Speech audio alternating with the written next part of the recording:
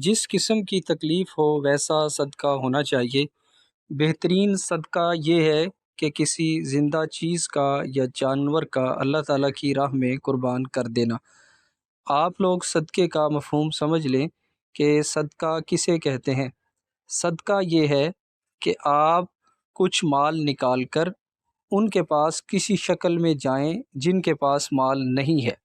صدقے کا مطلب صرف اتنا ہی ہے کہ تکلیف جو ہے وہ رفع ہو جاتی ہے کہ آپ کی طرف سے کوئی چیز محروم لوگوں کے پاس جانی چاہیے کہ یہ صدقہ ہے۔ اگر آپ کسی غریب کو دیکھو تو اسے لباس کا صدقہ عطا فرما دو، یعنی وہ لباس جو آپ نے ذیب تن کیا ہوا ہے، تو اس سے آپ کا تن آسان ہو جائے گا، وجود صحت مند ہو جائے گا۔ تو لباس دینا بھی ایک صدقے کی شکل ہے۔ کسی کو نقد پیسہ دینا بھی صدقے کی ایک قسم ہے۔ کوئی ایسا طالب جو تعلیم سے محروم ہو رہا ہو اور آپ کم از کم 4-5 سال کے لیے اس کا وظیفہ لگا دو تاکہ وہ اپنی تعلیم پوری کر سکے، تو یہ بھی صدقہ ہے۔ تو آپ لوگ یہ چھوٹے چھوٹے کام کیا کرو، یہ صدقہ جاریہ ہے۔ مثلا آپ نے ایک آدمی کو کتابیں لے کر دے دی تو یہ صدقہ جاریہ ہے۔ کسی کو بکرا مرغا ذبح کر کے کھانے کے لیے دے دیا تو یہ بھی صدقہ ہے۔ غصے کی موجودگی میں کسی کو معاف کر دینا یہ بھی صدقہ ہے۔ اپنا حق چھوڑ دینا یہ بھی صدقہ ہے۔ اگر آپ یہ کام کریں تو پھر اللہ تعالیٰ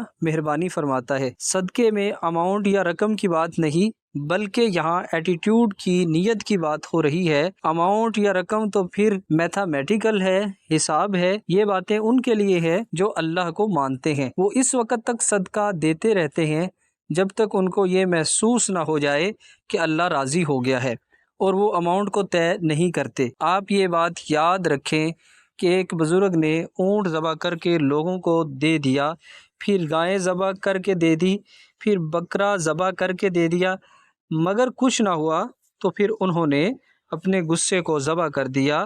تو صدقے کا طریقہ یہ ہے کہ جیسے آپ کو کوئی تکلیف محسوس ہو رہی ہے، یہ اس حوالے سے ہے، اور اس میں نیت اللہ کے قریب جانے کی خواہش ہے۔